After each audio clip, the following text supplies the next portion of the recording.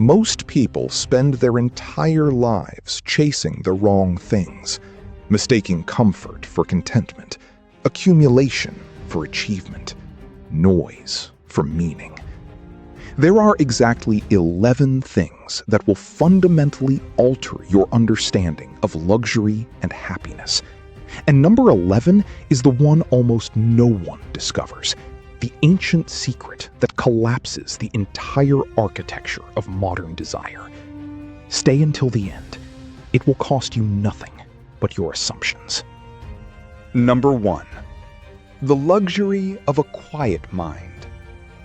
Marcus Aurelius wrote in his Meditations, circa 170 AD, that men seek retreats in the countryside, by the sea, but nowhere offers more peace than the human soul itself.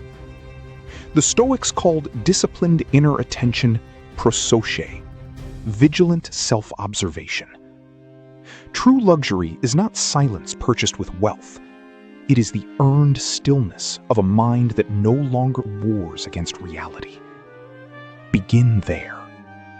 The prosoche practice is not passive. It demands that every morning, before the world floods in, you sit with your hegemonikon, the ruling faculty of your soul, and examine what you truly want and why. Most people never interrogate their desires. They simply inherit them from commerce and culture. The Stoic asks, is this want mine, or was it installed? That question alone is worth more than any penthouse. Number 2. Voluntary discomfort as sovereign wealth.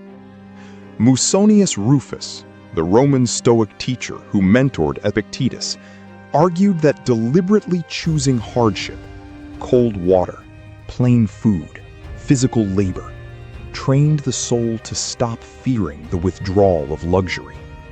He called this philosophical ascesis. When you no longer need comfort to function, you possess a freedom no market can price. The billionaire who cannot sleep without his yacht owns nothing. You can. Number 3. The happiness hidden inside impermanence. Seneca wrote in Letters to Lucilius around 65 AD, Omnia aliena sunt, tempus tantum nostrum est. All things are alien to us. Time alone is ours. Modern luxury sells permanence, lifetime warranties, eternal youth, legacy brands.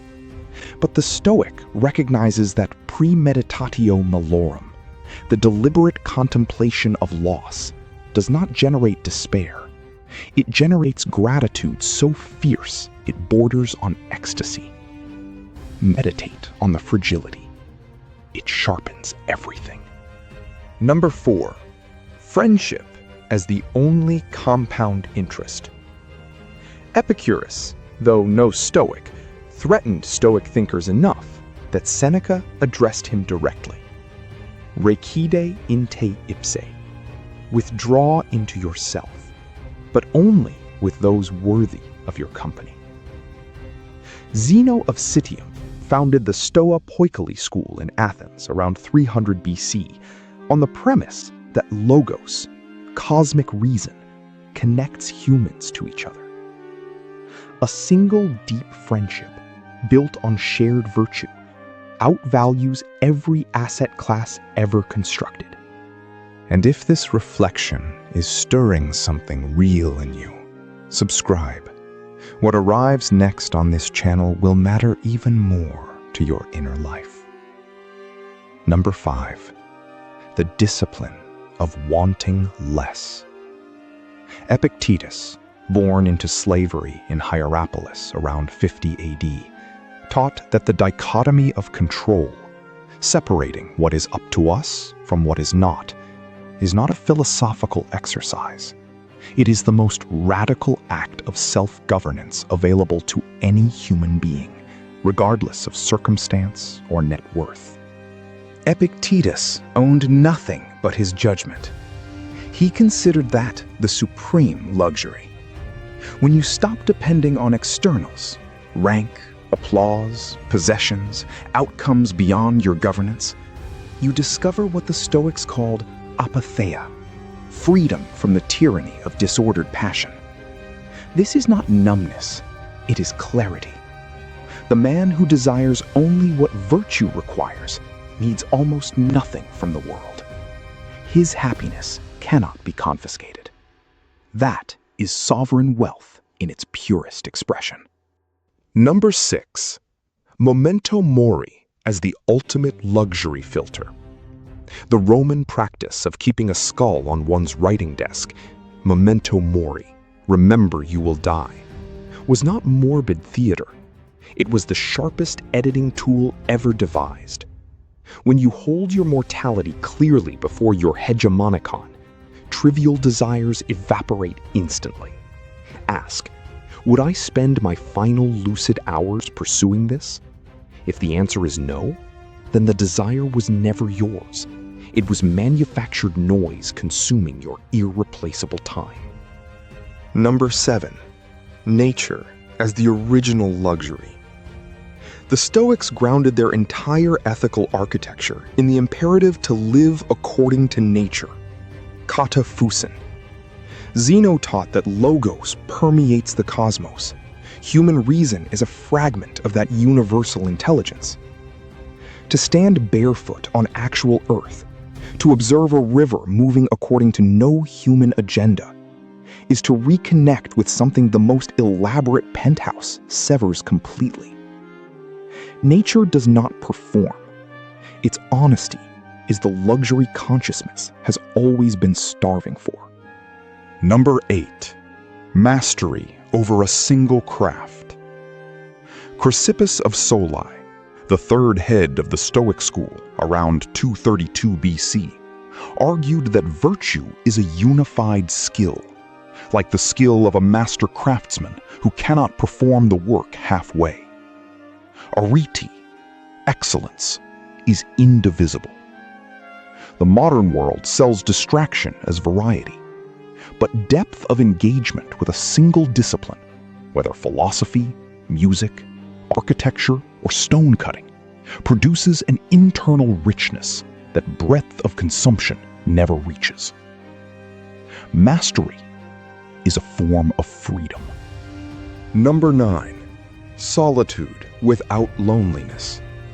Seneca, in De Tranquillitate Animi, On the Tranquility of the Soul, distinguished between solitude that regenerates and isolation that corrodes. The Stoic does not flee society out of cowardice. He retreats deliberately, employs prosophe to take inventory of his inner state, then returns fortified. Modern culture pathologizes being alone because commerce cannot monetize a man who is genuinely content with his own company. Learn to be alone well. It is an advanced art form. Number 10. The courage to define your own metrics of success. Cato the Younger, who died in Utica in 46 BC, rather than submit to Caesar's definition of a worthy life, embodied this principle with total commitment. He chose his own standard, the Stoic standard of virtue, over the external standard of survival on another's terms. You need not be this extreme, but you must ask, whose scorecard am I playing on? Borrowed metrics produce borrowed unhappiness. Define your own officium, your duty to yourself. Before the final revelation, and it is the one that reorders everything, understand that each of the 10 points shared so far is merely preparation. They strip the false away. They clear the perceptual field. Seneca warned, dum deferitur, vita transcurrit. While we delay, life passes. The preceding 10 truths are not 10 separate ideas. They are one diagnosis delivered in stages, that you already possess what you have been purchasing imitations of. Now, number 11. Number 11. What almost no one discovers. Amor fati. Love your fate entirely. Not resignation, not passive acceptance, but the Stoic Nietzschean recognition that everything that has ever happened to you is the specific material from which your character is being forged. Marcus Aurelius practiced this, not as philosophy, but as a daily discipline inside the chaos of imperial Rome. The instant you stop fighting your circumstances and begin using them, luxury ceases to be something you lack. It becomes something you already are. Amor fati is the hook fulfilled. You were never missing luxury. You were misreading it. The man who loves his fate needs nothing added to be complete. If this moved something in you, subscribe. Tomorrow we go deeper into Stoic amor fati and the discipline of daily transformation.